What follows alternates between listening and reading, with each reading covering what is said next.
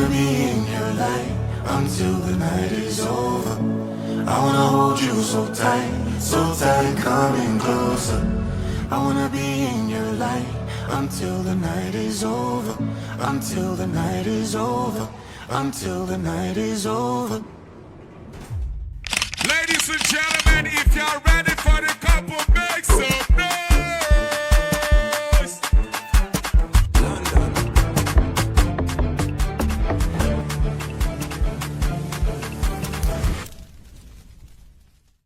Hi guys, I'm Tosin. I'm Lloyd, aka Lide in Nigeria. We're wishing Jabar and Tola a merry, happy marriage life. And we're super excited to just be here in Nigeria, Lagos. Yes, and please come and join us to celebrate, rejoice, because we are here for the win. And we just want to say, Tola, you're an amazing person, and I'm just happy that you've embarked on this journey, and I wish you all the best with your marital life. I know it's going to be sweet, succulent, and juicy, because that's what you are, baby girl. Yes, so, and Jabar, you know, as the saying goes, who finds a wife finds a good thing. So we can't wait to see your story unfold, and looking forward to the next chapter. The next chapter is, of course, my twins. Love you, Tola. Love you, Jabar. Bye. Wish you all the best. Azeezat Jabar, Olariwaju Banire. From the first day we met, I felt this feeling I didn't quite understand at the time. Now I believe what I felt then was a confirmation from Allah subhanahu wa ta'ala that this union is blessed. Today, in front of our family, I make these vows to you. I promise to honor, love, and cherish you through all life's adventures. I will stand by you, be faithful to you, and continually choose you every day of our life. I love you.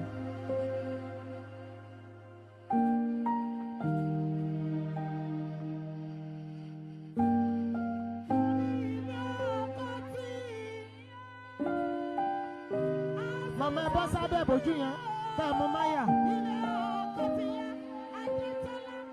ẹ bá mi sọ pé ilé ọkọ̀ àti sísè lọ́wọ́ àwọn ẹlẹ́sẹ̀ gbẹdọgbẹdọ.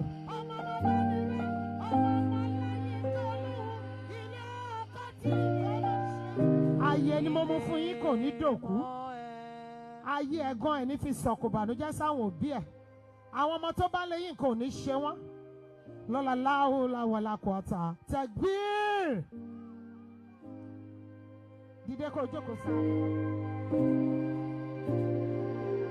Ladies and gentlemen, announcing the arrival of the groom of the day, Azeezat Jabar, Olariwaju Banire. Come on, make some noise.